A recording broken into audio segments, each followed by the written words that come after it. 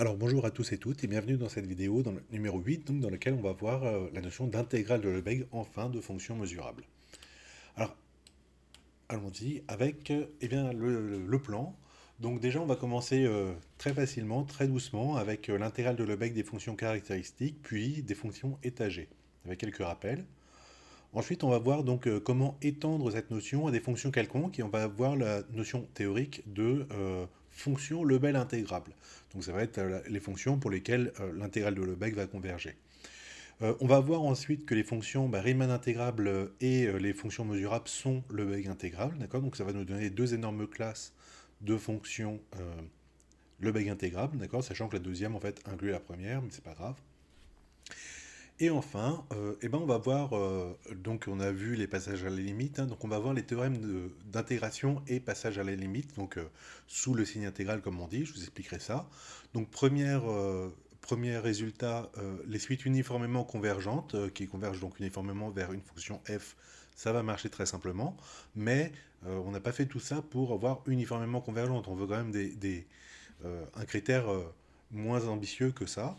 Donc on verra que le seul critère suite simplement convergente, non, ça suffit quand même pas, c'est trop simple ça, mais par contre on va avoir un théorème de convergence bornée, donc vous allez voir ça, et voilà, et donc on va pouvoir quand même avoir un théorème très simple à ce niveau-là, de résultat de convergence avec l'intégrale de Lebesgue. Et par-dessus tout ça, nous allons voir quelques propriétés des fonctions des intégrales de Lebesgue, c'est-à-dire en gros la linéarité, et la monotonicité. Bon, allons-y. Alors, première étape, donc, la définition de l'intégrale de Lebesgue, pardon, pour une fonction caractéristique d'un ensemble mesurable. Donc, je vais considérer A un ensemble mesurable, et que si A sa fonction caractéristique, eh ben, je vais dire que l'intégrale de Lebesgue de la fonction xi A, de la fonction caractéristique, elle vaut 1 sur A, 0 ailleurs, et ben, ça va être la mesure de A. Bon, rien de compliqué pour l'instant. Après, ben, je vais rappeler donc ce que c'est qu'une fonction étagée. Donc, première étape, dire que par définition, une fonction étagée, c'est une fonction qui prend un nombre fini de valeurs. Donc, les valeurs ici, je vais les appeler A1, A2, AN. Bon, je vais les ordonner, même si ça ne sert à rien. Donc, la fonction, elle va s'appeler psi. Et je vais dire donc que psi est une fonction étagée si elle se représente de manière canonique. Psi est égal à la somme des valeurs AI fois xi de EI, l'ensemble caractéristique euh, de EI, et c'est quoi EI? C'est psi moins 1 de AI, c'est-à-dire l'ensemble des valeurs des x pardon, pour lesquelles la fonction psi prend la valeur AI. D'accord. Bon, c'est à peu près une évidence. Ok. Attention, cette fonction étagée, je l'ai prise mesurable, d'accord, ce qui fait que les EI sont tous des ensembles mesurables. Et donc je peux utiliser la définition de tout à l'heure, puisque je sais faire l'intégrale d'une fonction caractéristique mesurable. Voilà, je vais poser la définition. Pour l'instant, je ne sais pas encore la linéarité, mais on verra après. La définition, donc, si psi pardon, est une fonction étagée mesurable définie sur E de mesure finie, d'accord, parce que je vais intégrer sur E, alors, donc, psi, elle s'écrit, la représentation canonique, c'est ça, c'est la somme des AI xi de EI, c'est une somme finie. Et donc, je vais pouvoir définir l'intégrale de Lebesgue de la fonction psi comme étant, donc, vous voyez, la somme des AI mesure des ensembles EI, d'accord, le produit de ça, et puis après, je fais la somme pour toutes les valeurs AI. Bon, rien d'étonnant là-dedans, hein, normalement, enfin, ça ne doit pas vous choquer. Ensuite, les propriétés de l'intégrale de Lebesgue. Alors, euh, intégrale hein, d'une fonction linéaire de fonctions caractéristiques, d'une combinaison linéaire de fonctions caractéristiques. Alors, je vais prendre des EI, une famille finie de sous-ensembles mesurables 2 à 2 disjoints, et puis AI, une famille de réels, et je vais poser phi, qui est égal à la somme des AI xi de EI. C'est défini sur E. Alors la fonction phi est le Lebesgue intégrable, et puis j'ai que l'intégrale de phi, c'est la somme des AI m de i. Alors, comme vous voyez ça, vous dites, mais je radote, hein, ça y est, parce que c'est exactement la même chose, sauf que de psi, j'ai mis phi. Eh ben non, il y a un tout petit détail. Bon, c'est pas grand-chose, hein. Là, en fait, comme c'est la représentation canonique de la fonction psi, alors les AI sont deux disjoints, d'accord. Elle prend les valeurs AI, les valeurs différentes, d'accord. Alors j'ai mis des strictement plus petits, en fait on s'en fiche, mais simplement c'est juste pour dire elles sont 2 à 2 différentes. Alors que là, je peux dire, bah, je prends des ensembles mesurables EI, une fonction, enfin des nombres AI, éventuellement c'est les mêmes, et je peux faire la somme des, euh, enfin cette fonction-là, et donc elle est intégrable. D'accord? Donc vous voyez que, par exemple, si A1 égale à 2, et ben, elle vaudra donc la même chose sur EI union, enfin E1 union E2. D'accord? Et là, les EI, ils étaient, enfin les AI étaient disjoints. Bon, bon, s'il y a pas, ça casse pas des briques non plus, hein. Linéarité et monotonicité. Donc, je vais prendre phi et psi, deux fonctions étagées définies sur le même ensemble E, qui est de mesure finie. Alors, elles sont étagées, mais elles sont aussi mesurables, hein, bien sûr.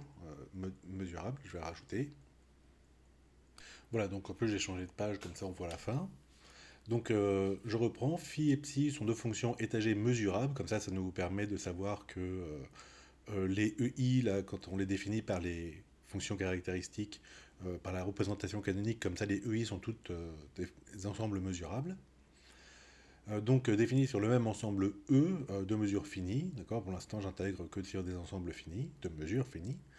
Alors pour tout réel alpha et bêta, on a que bah, c'est linéaire, c'est-à-dire que l'intégrale de alpha phi plus bêta psi, c'est alpha intégrale de euh, phi plus bêta intégrale de psi. Voilà, donc toujours les intégrales sur E. Et en plus, si jamais phi, vous saviez que c'était plus petit que psi sur E, alors l'intégrale de phi est plus petit que l'intégrale de psi. Donc ça, c'est ce qu'on appelle la monotonicité de l'intégrale, et là, l'autre, c'est la linéarité de l'intégrale. Ok. Alors maintenant, on veut donc étendre notre notion d'intégrale de Lebesgue à toutes les fonctions, enfin le maximum de fonctions, d'accord? Donc on va faire un truc théorique pour l'instant. On va dire, je prends une fonction, alors il faut qu'elle soit quand même bornée à valeur réelle définie sur l'ensemble E de mesure finie toujours, hein, pour avoir l'intégrale sur E, et puis il faut qu'elle soit bornée pour l'instant. Voilà, et donc je vais définir, bah, comme un petit peu avec Riemann, je vais définir la borne sup des intégrales. Alors, c'est la borne... Oula, attendez une seconde. Voilà, c'est mieux. Donc, je définis donc la borne sup de l'ensemble des fonctions phi étagées telles que phi soit plus petite que f, et donc la borne sup ça porte sur l'intégrale de ces fonctions phi, ou l'intégrale, et puis je prends l'inv de l'intégrale des fonctions psi, où psi est au-dessus de f, d'accord? Donc je fais un peu la même chose qu'avec Riemann, je la coince entre deux types d'intégrales, voilà. Et donc je veux dire que la fonction f est Riemann intégrable si jamais les deux nombres ici, le sub de ces valeurs-là qui sont des réels, hein, et l'inf de ces valeurs-là qui sont aussi des réels, sont égales. Et en ce cas, donc je dis que f est Lebesgue intégrable, pardon, et je note l'intégrale de e, l'intégrale sur e de f, la valeur commune de ces deux trucs. Voilà, donc la définition pour l'instant elle est absolument théorique, hein, de l'intégrale de Lebesgue d'une fonction, d'accord, et je passe par je l'encadre par des phi et des psi. Ok. Alors, qu'est-ce qu'on a vu juste dans le cours précédent? Ben, on a vu que quand f était une fonction mesurable, on pouvait déjà l'encadrer par psi epsilon et phi epsilon. Dans celle-là, c'était phi epsilon et là, c'était psi epsilon, d'accord? Voilà, et donc vous voyez que on va pouvoir se servir de ça pour démontrer facilement que si f est mesurable, alors elle est intégrable et ça la mesure enfin, et son intégrale de Lebesgue vérifie le sub par exemple de cela. Ok. Parce que les deux valeurs sont communes. Ok. Bon, bref. Donc, justement, les grandes classes de fonctions mesurables. Donc, déjà, toute fonction Riemann intégrable implique Lebesgue intégrable, d'accord? Et en plus, l'intégrale de Riemann, c'est égal à l'intégrale de Lebesgue, évidemment. Et puis, donc, les classes de fonctions bornées mesurables, attention aux bornées, soit f une fonction bornée mesurable sur E de mesure finie toujours, alors f est Riemann intégrable sur E. Et donc, comme je vous ai dit, on va le démontrer avec nos phi epsilon, psi epsilon qu'on avait dans le cours juste avant. Les propriétés donc de l'intégrale de Lebesgue, mais cette fois-ci sur les fonctions mesurables, hein, je vous rappelle que déjà on avait démontré ces propriétés-là, tuk tuk, ouais, voilà, mais sur les fonctions seulement étagées. Donc maintenant on étend aux fonctions mesurables. Bon ben voilà, donc c'est la même chose, elle est linéaire et elle est monotone. Ok, ou on peut dire croissance de l'intégrale, bref. Et puis on a aussi une relation de type Schall, hein, d'accord? Si jamais f est une fonction mesurable bornée sur un ensemble E toujours de mesure finie, Donc il est mesurable, E bien sûr. A et B, deux sous-ensembles mesurables disjoints de E. Alors l'intégrale sur A union B de F, ça fait l'intégrale sur A de F plus l'intégrale sur B de F. Ok. Donc voilà, pour l'instant, tout ce qu'on va faire avec des fonctions mesurables en gros, hein. Voilà. Et il nous reste juste à voir le passage à la limite. Alors, pour les limites uniformes, ça ne pose pas de problème. Donc si jamais fn est une unité de fonction bornée toute mesurable, définie toute sur le même ensemble E qui est lui-même de mesure finie, alors si jamais les fn convergent uniformément sur E vers f, ben, la limite des intégrales des fn tend vers l'intégrale de f. Donc f est mesurable, enfin f est intégrable, le bag intégrable, et puis on a cette égalité-là. Mais bon, limite uniforme, c'est quand même très très compliqué, hein. Enfin, c'est demander beaucoup de choses, hein. Nous, ce qu'on aimerait bien, c'est quand même la limite simple. Alors, la limite simple toute seule, ça ne marche pas. Donc, je vous montre un contre-exemple. Donc, je l'avais déjà évoqué au tableau, etc. Mais bon, on va le refaire ici. Alors, je commence par F2 parce que bon, F1 c'est moche. Donc, F2, alors. Euh, donc là, j'intègre sur 0, 1 à chaque fois, d'accord. Mes fonctions, elles vont être en trois parties. Donc là, la troisième partie, il n'y en a pas, mais c'est pas grave. Donc F2, donc 1 demi, donc la moitié, 1 sur le coefficient là, d'accord, je vaux 2. Ok, attention, les axes X et Y ne sont pas de même norme, hein. Ok, donc en 1 demi, je vaux 2, et puis après, paf, paf, là c'est le double de 1 demi, donc ça fait 2, enfin ça fait 1, pardon. Ok, et puis sinon après c'est 0, d'accord. Voilà, donc là ça me fait premier triangle. Après F3, donc c'est en 1 tiers que je vaux 3, d'accord, donc 1 tiers, 0,33, paf, je vaux 3.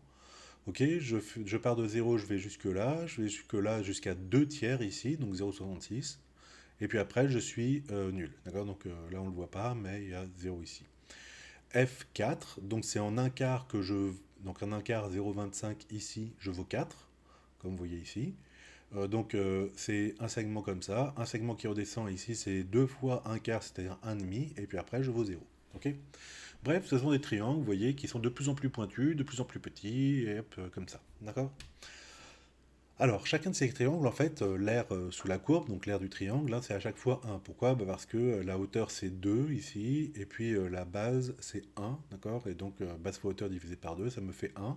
Là, la hauteur, c'est 3, la base, c'est 2 tiers, d'accord? Donc, 2 tiers fois 3 divisé par 2, bah, ça fait 1. Là, la hauteur, c'est 4, la base, c'est 2 quarts, et puis donc 4 fois 2 quarts divisé par 2, ça fait 1, et ainsi de suite, d'accord?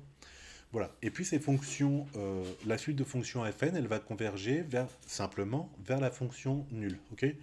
Pourquoi? Bah, je prends epsilon quelconque. Enfin non, je prends pardon, je prends un x quelconque. Ok.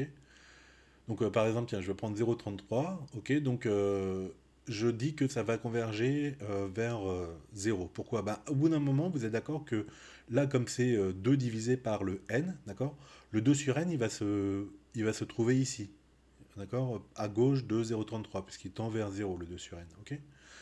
Donc, à un moment, donc, comme elles valent toutes après 0, 0, 0, d'accord, donc à un moment, le 0,3, eh ben, il va valoir, le fn de 0,3 va valoir 0 pour n qui dépasserait tel que 2 sur n soit strictement plus petit que 0,3. Ok. Et ça, c'est vrai pour tout, pour tout, pour tout. Pour tout ce qui est strictement positif. Si jamais vous me prenez 0, ben, de toute façon, elles valent toutes 0 en 0, d'accord.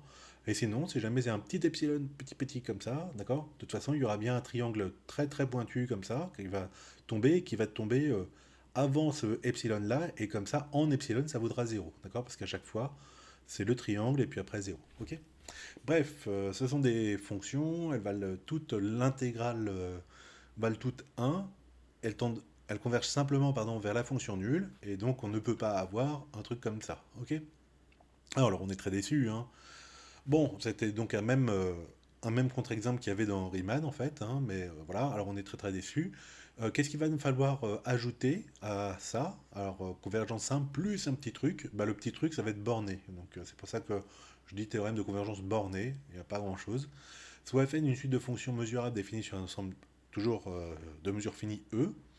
Je suppose que les fn sont, alors on dit uniformément bornés sur E. Tiens, j'aurais fait peut-être mettre uniformément, attendez. Voilà. Donc, alors, c'est soit la suite qui est uniformément bornée, soit ce sont les fonctions qui sont toutes uniformément bornées sur E. Bref, ça veut dire la même chose, c'est-à-dire que il existe un majorant commun à toutes les fonctions, d'accord? Donc, il existe un M strictement positif, en général, tel que pour tout n, la valeur absolue de fn est toujours plus petit, inférieur ou égal à m sur E, bien sûr, ok? Voilà, alors si jamais les fonctions fn convergent simplement vers f sur e, alors j'ai que la limite des fn est égale à l'intégrale de f. Ok, donc le fait d'être uniformément borné, vous voyez que ça m'empêche d'avoir ce truc-là, puisque la pointe ici, elle tend vers plus l'infini, d'accord? Mais si il existe un m tel que toutes les fonctions, donc par exemple on va prendre 4, tiens, tel que toutes les fonctions soient plus petites que 4, bah ça y est, hein, j'arrête mes bêtises là avec la pointe, je peux plus dépasser, ok? Et donc à un moment donné, bah, elle va converger vers, voilà, ça va marcher ce théorème-là. Ok. Bon bah écoutez, c'est tout pour ce petit point de cours. Donc nous ferons les démonstrations ensemble prochainement et on fera les exercices ensemble prochainement aussi. Voilà, voilà.